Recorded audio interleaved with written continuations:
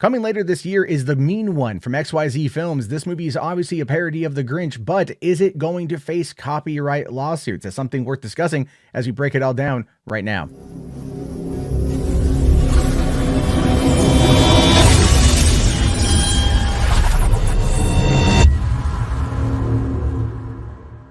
One of the great things about independent cinema is that there's a lot of leeway in regards to like what fans will allow and what fans will support. In regards to parody films, it's always kind of bets off while these films are being made, but when they get closer to coming on out, there's always got to be that legal hurdle to overcome. We've seen this multiple times with different types of fan films. Star Wars seems to embrace their fan films and wants them out there, whereas CBS and Star Trek very much have a like draconian death grip on that entire thing. But when it comes to these characters like Winnie the Pooh, Blood and Honey, a film coming out later this year, what those characters now in the public domain, not the Disney interpretations, but their original incantations of those characters. But what you've got now is this movie called, like I said, The Mean One, which is a knockoff of The Grinch. This movie with an actor that is very much trying to emulate Jim Carrey really does make you kind of chuckle at the whole process here, because it something that is legal? Well, according to a press release put out by XYZ Films, yes, it's something that they're doing that is falling well in line parody. This movie called The Mean One will release later on this year for free. XYZ Films is one that put out Terrifier and Terrifier 2. Terrifier 2 is currently out right now, and The Mean One stars the same actor, David Howard Thornton. And this is one that is basically all about, this is where the parody is. This is what the storyline is.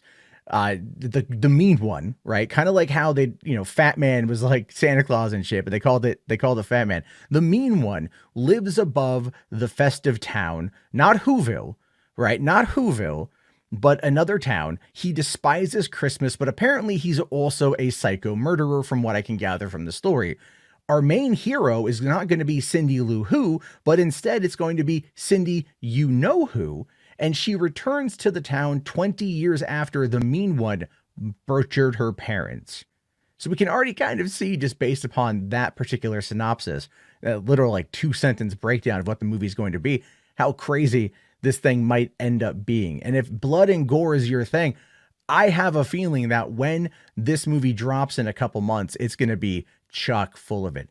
And it's what I find to be the most fascinating thing about this has a lot to do with the fact that XYZ is not like nothing distributor. They actually put out a number of movies. They have decent names in some of these films. Like, they are a smaller, more boutique distributor, but still they're putting out this movie for free. And it's a great way to boost, I think, the profile of everybody involved, especially if they're able to get around any kind of pesky lawsuits from the Dr. Seuss estate, because the Grinch is actually going to be retained by them until about 2058 to 2061.